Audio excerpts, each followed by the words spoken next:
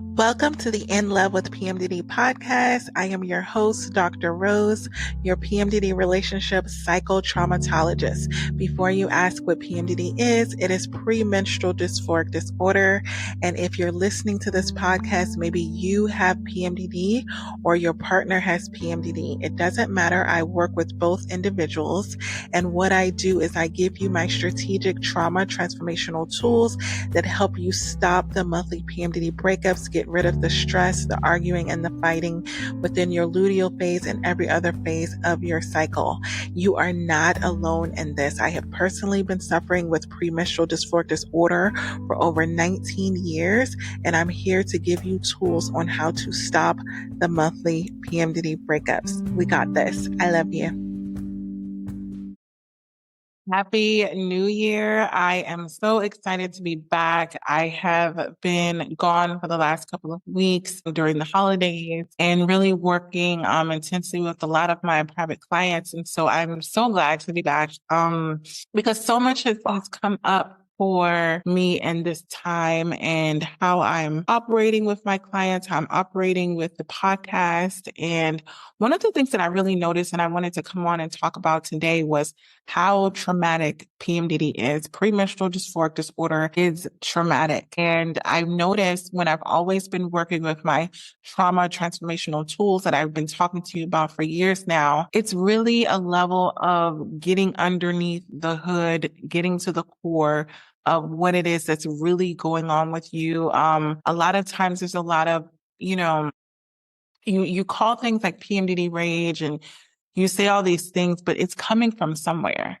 I know for me personally, it comes from somewhere. It's a trigger that turns into rage. It's a trigger that turns into, a fight or flight and all of the things, but it really has to do with the trauma that I have.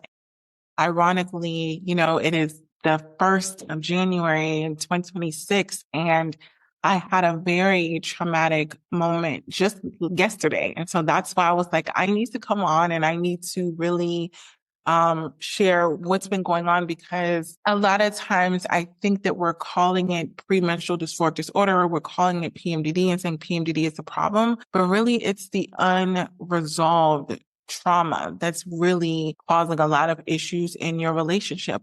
Because I know whenever you get into a relationship, and I've seen this time and time again, whatever it is that you haven't dealt with, and I'm not saying that you've never addressed it, but whatever it is that's inside of you that's unresolved, it's going to come out when you are in a relationship. So if you have traumatic things that have happened in past relationships, or you have traumatic things that have happened with PMDD, or you've had traumatic things that happen in your childhood, like me, then when you get in a relationship and you connect yourself with someone, that trauma is going to come out. And I know the basis of this is for those of you who have done counseling and you've done therapy and you've done the tools and you've done all these things, and you're like, I don't feel like it should still be coming up.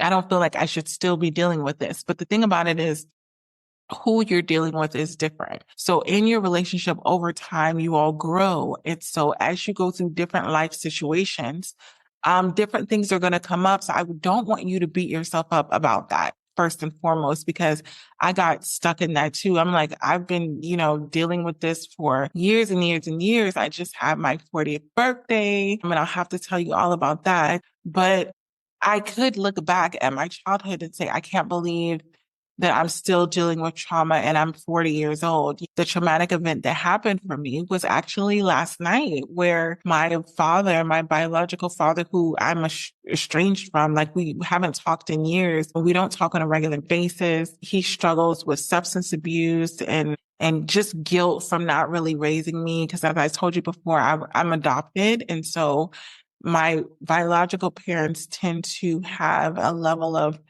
guilt around, well, at least my biological father, guilt around, not have raised me. And so when they feel that guilt, they go to substance abuse, or at least my biological father does.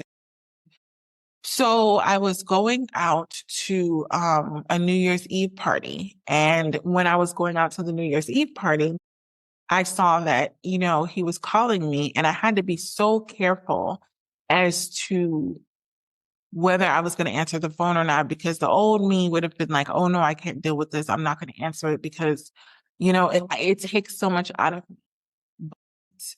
Um, I was with friends and they're like, hey, just answer the phone. And so I decided to answer the phone and they were there with me and they held space for me, which is something that I appreciate so much that I was able to not feel like I was doing it alone. And so I answered the phone and I was listening to everything that he was saying. And it was literally trauma dumping. It was everything that was going on with him. It was being put on me and how he feels guilty and he's in this place in his life where he wants a relationship. But, the reason why I say it's traumatic is because there have been so many times in my life where I have believed the things that my family members have said about wanting to have a relationship and wanting to do all these things. And it's not been true. And it's just in that moment, they feel so guilty that they feel the need to connect with me so that they feel better. And then after the fact, um, they go on and they just kind of like go back to their regularly scheduled program, I call it. And when you're in a relationship, that tends to become a problem when you have parents, or, family members that trauma comes up because now my whole mood has shifted. I was, happy and excited to go out and I was just like in this really good place. And then all of a sudden I had that moment and I could feel myself being pulled into the depths of depression that I've suffered with so often from trying to just wrap my head around my childhood trauma. Like and I got past the point of like, oh, I need to change it. I need to get over it. Or, thinking that I shouldn't still be dealing with it. It's part of my core. It's part of what I experience, but I do have to do the work when that comes up because it can take me to a dark place. And so that's why when I was thinking about PMDD, I'm like, well, if this specific instance didn't happen in my childhood and I'm in my luteal phase and I'm going through PMDD, would this really be affecting me? Would this be something that triggered me? No. So the triggers is not necessarily PMDD all the time. Sometimes it's the trauma because when I'm dealing with my private clients, we're not specifically talking about, if we're talking about the trauma that PMDD is uncovering. And so that's why this new year, I really wanted to get into the mindset of let's just deal with the trauma.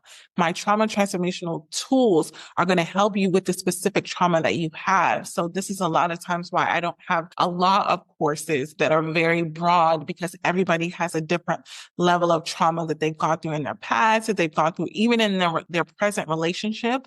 And so all of my tools need to be customized to what you're specifically going through because what I dealt with in my childhood is not going to be the same that you dealt with. What I dealt with in past relationships, it's not going to be the same of what you dealt with. So we have to really go and address those things because you cannot heal what you don't reveal.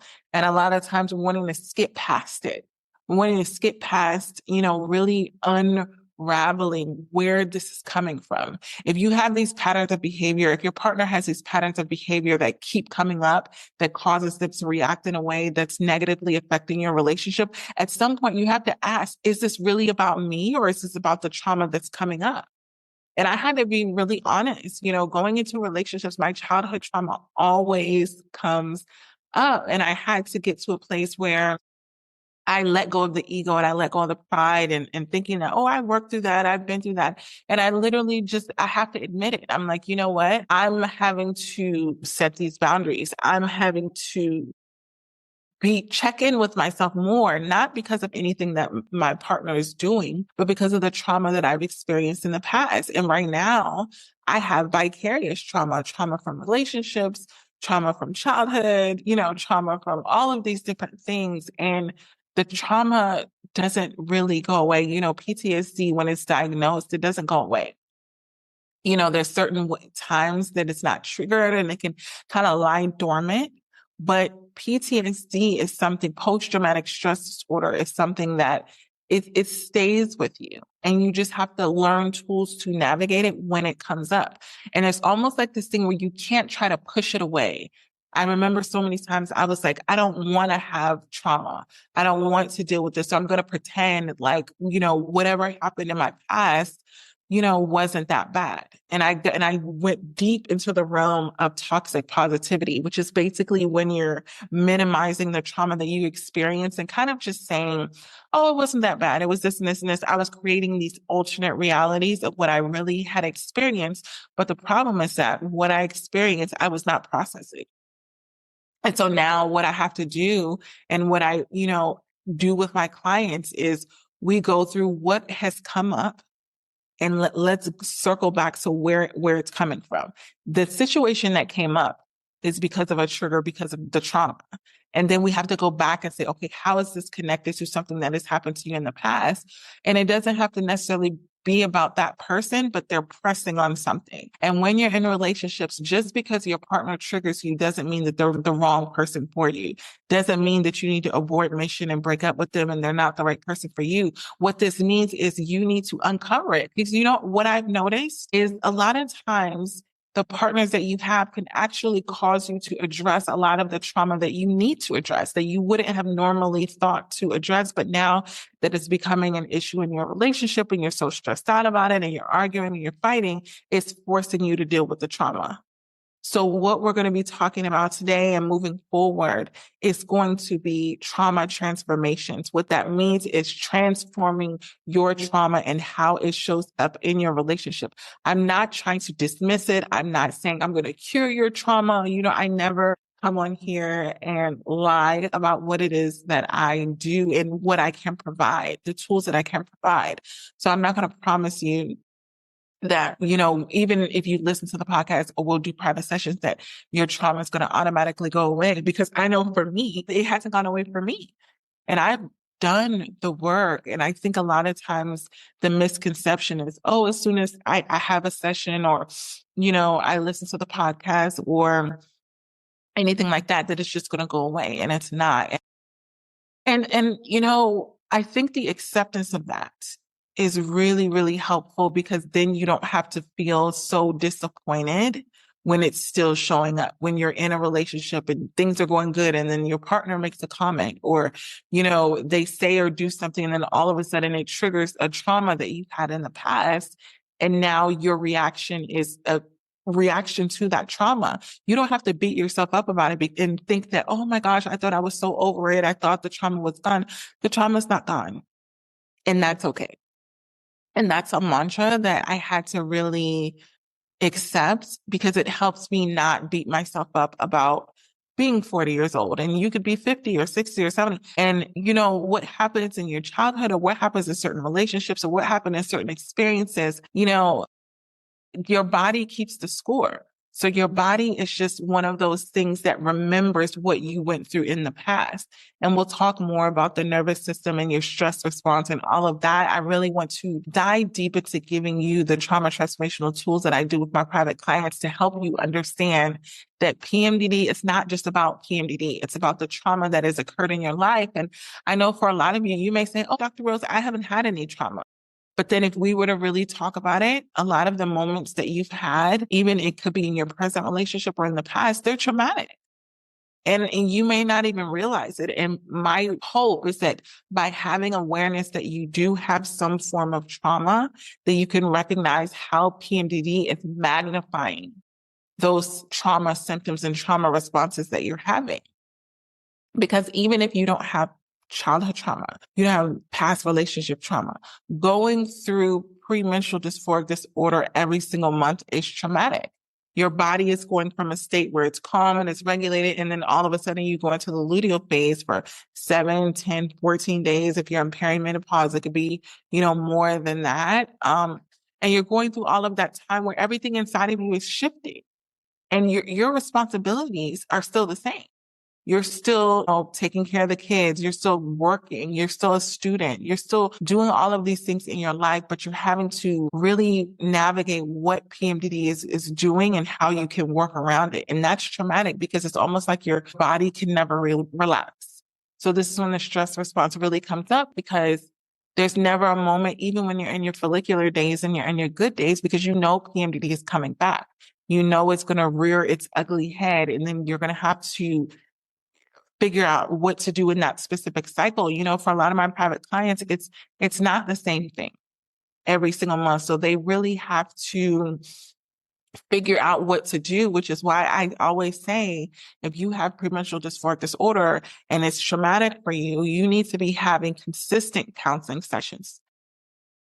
I think earlier I used to do just one session here, one session there. And I really realized that it doesn't help for the big picture because it's not sustainable. Because if I get you in a place where you're regulated and then all of a sudden something else happens and you don't have those same tools, then it's almost like it reverses, and then you end up back at square one and then you feel like a failure and you're like, oh my gosh, I can't believe I'm doing this again. So having those consistent private sessions really helps you gain confidence that, hey, whatever is going up, like my private clients always say, whatever is going on with me this week, number one, you don't have to put that on your partner. And I will do a complete different episode on your partner's not your counselor.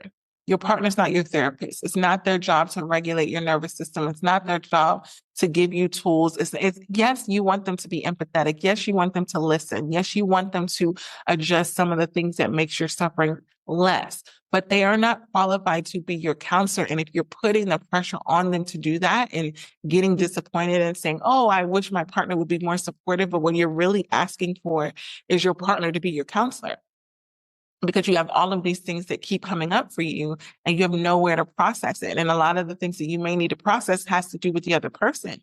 So it's really hard for your partner to be that counselor, that therapist for you, if they're also involved in the same situation and they have their own emotions about what's going on. So you have to separate the two. It's kind of like, I outsource a lot of the things that I need to do for my morning routine, for my daily routine, for even cleaning things with my daughter. Like, I have to hire people to help me because I know my blind spots. I know, hey, if I try, even as a counselor, I have a therapist. I have someone that I go to when things get, not even when things get really hard, but on a consistent basis. Because a lot of times I'll go into those sessions and I'll think that everything's fine and I don't have anything to talk about and everything. And then all of a sudden, all of this stuff comes out. And I'm so grateful because that means I didn't lash out on anybody. I didn't take it out on anybody. And PMDD, like I always say, PMDD is not your fault, but it is your responsibility to manage. So I'm going to talk to you today about how PMDD is traumatic. And this is really going to help you understand where this podcast is going, where my business is going in a way that's going to be able to help you deal with the trauma. Because when I got to the core of what was actually really helping a lot of my private clients get past these places where they were stuck, this cyclical, they're fighting, they're arguing, they're doing it. When I got them to get to the point where it's like, wait, we're addressing the wrong things. Yes, we can talk about PMDD all day long, and PMDD is a thing, right? I'm not discrediting it, but I am saying that trauma and PMDD are really, that combination is really, really impactful I feel like you can't address one without the other, because there have been times where I could go strictly focused on PMDD and not really ask about, the trauma and the things like that, because they weren't bringing it up. And it is a situation where you have to dig sometimes and explore and say, okay, let's stop talking about the incident that happened. How did that make you feel? When is the last time that you felt like that? What is the core wound that's attached to how you felt like that? What did someone do to you? What did someone say to you that caused you to get into that state? And so the first way that PMDD is traumatic is PMDD creates chronic emotional overwhelm. So what this means is trauma isn't just about one big event. It's like, oh, this big event happened and that's it.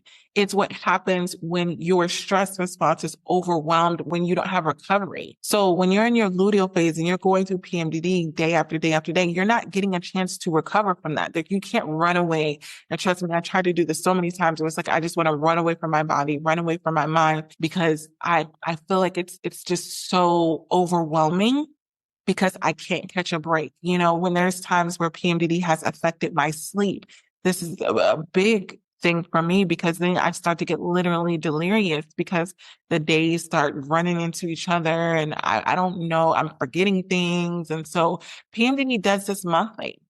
And so your nervous system, your stress response never really resets before the next wave hits. Like, you don't get a break. How many times have you been in PMDD and you're like, I feel like I just went the whole month of PMDD, like I didn't catch a break, or you catch a couple breaks, but your days of a break is your menstrual cycle. So then you have all the symptoms that have to do with that. And you have the cramps, you have the bloating, you have the bleeding, you have all of these things that go on. And then you go straight into what is supposed to be your follicular phase. But what if your body's exhausted? I've been there so many times where my body was literally exhausted from what it had been put through for the last 2 to 3 weeks. That when I finally did feel better, quote unquote, feel better in my follicular phase, I didn't have any energy to do anything, or I was repairing the damage in, that it caused in my relationships. So that repetition alone and not really catching a break, that's traumatic. And so the next way that PMDD is traumatic is PMDD trains your brain to expect danger. PMDD really, really, really focuses on the negative. It magnifies the negative, and you have to dig deep to find the positive. It's almost like everything negative that's going on in your environment is magnified, and it feels so stressful, so overwhelming, and it makes you be in a negative space to where that can be an issue in your relationship.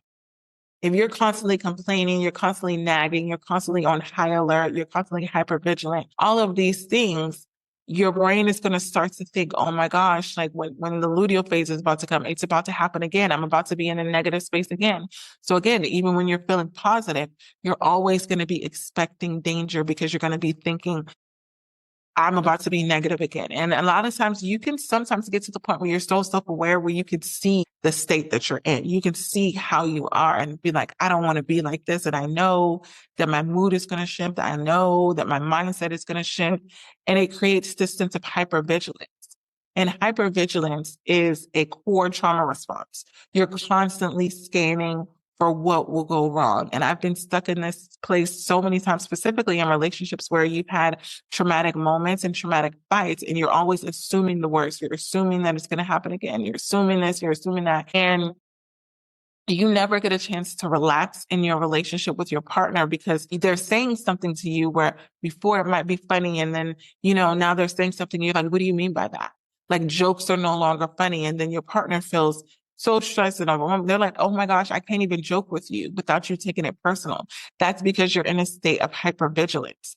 That's because you're in a state where you're consistently looking at what negative experience you're going to bring. And that's very traumatic. And so the next way that PMDD is traumatic is PMDD disrupts emotional safety in your relationship. Trauma really comes in the form of it's damaging to your relationship where your connection feels unpredictable. One day your mood is like this, one day your mood is like that. PMDD is a mood disorder, right? So if you have premenstrual dysphoric disorder, and then one day you're irritable, one day you're emotionally withdrawn, you're shutting down. Then one day you have these explosive reactions. And then one day you have this rejection sensitivity. Sometimes you could have all of those different symptoms in one day. And so over time, your relationship doesn't feel safe because your partner never knows what to expect. They never know, oh my gosh, is she going to be happy? Is she going to be sad? Is she going to be this? Is she going to be that? Like it's all these questions because you never really feel like it's predictable. And that in itself is traumatic. The next thing is PMDD reinforces shame cycles. So what I mean by shame cycles is you get into a moment where you have a lot of regrets after you've gone off on your partner, after you've said and done things that are below the belt, and you begin to do this every single month. Every single month you've said and done something that you wish that you didn't say and do, or you wish that you could have handled it better. And so PMDD is reinforcing that. So it's traumatic because you feel guilty. Maybe you feel guilty for being too much, or maybe you internalize the fact that you're not in the same state. I know for me, that's always been the hardest, is that my energy is not the same as it is in, when I'm in my luteal phase and when I'm in my follicular phase. Like it's never really the same. And I think the expectation when I go into relationships is that I want to be in a place where I can, stabilize my mood in a sense where I have this steady thing. And I had to really recognize it doesn't work like that. Like I'm not always going to be in the same mood, and that's okay. But it's traumatic because you experience shame, and shame is one of the strongest trauma reinforcers because it turns pain inward. It turns you to start looking inside of yourself and saying, something's wrong with me, something's wrong with me. And if shame can really get a hold of you, you can start to think that you need to be different and you wish that you didn't have PMDD, and maybe my partner would look at me differently, feel differently about me. But it's something that you can't change. You have PMDD, it's not going anywhere. So it feels like traumatic because you're stuck in it. You're stuck in that cycle. And the next thing is PMDD, causes you to not trust yourself. You start to fear your own emotions, meaning you're starting to fear the reactions that you're going to have with your partner. You start to fear that, oh, if I get angry, if I get upset, this is why a lot of times you may shut down or you may do all these things because you can't even really trust your thoughts. The thoughts that you're thinking when you're in PMDD and you're in your luteal phase, they're not rational a lot of times. And it's so ironic because you can have the same situations happen and you're in your luteal phase and you're looking at it one way, and then you come out of your luteal phase and you're looking at it completely differently. And so you can have a sense of anxiety about who you become in each cycle. And so what I really want you to understand is that PMDD is traumatic. And I'm going to be giving tools as to what you can do when you need to address the core. The core is the trauma. The core is not always PMDD. Because like I said, when I'm working with you, I'm not working on specifically a lot of your physical symptoms, right? Your trauma is kept in the body, but I'm not giving you a workout plan, right? There's things that I need to do for my morning routine and move my body that really does impact and help my premenstrual dysphoric disorder. But it starts with me understanding where it's coming from, where this pain is coming from. And for me, abandonment is so big that I know that that's my core trauma response. And so when I get to a place where a lot of situations happen in relationships, because I recognize that, okay, I have this trauma that keeps coming up, this abandonment, all these things, I can start to work on that versus just working on the fact that I feel abandoned in this moment. Like, no, but why do I feel abandoned in this moment? If I didn't have that childhood trauma, or maybe neglect in past relationships, maybe I wouldn't feel the same way. And I don't judge it. So whatever trauma response comes up for you, whatever your core trauma wound is, it's not for you to judge it. It's for you to accept it. It's for you to reveal it so that we can heal it and you can move past it. Because once you learn the tool, which, for all of our private clients, once you learn the tool, you can use it again and again and again. Because then you're going to recognize, okay, when this happens, this is what I need to do. That's why I'm always talking about action-based things, not just talking about your problems and talking about how bad it sucks, but just really getting to the place where you are actually addressing what is causing all of these trauma-based fears and rejection and anger and fight and rage and all of it. Get to the core. And so that's what we're going to be talking about moving forward. And I am so excited for you to be here. And until next time, we got this.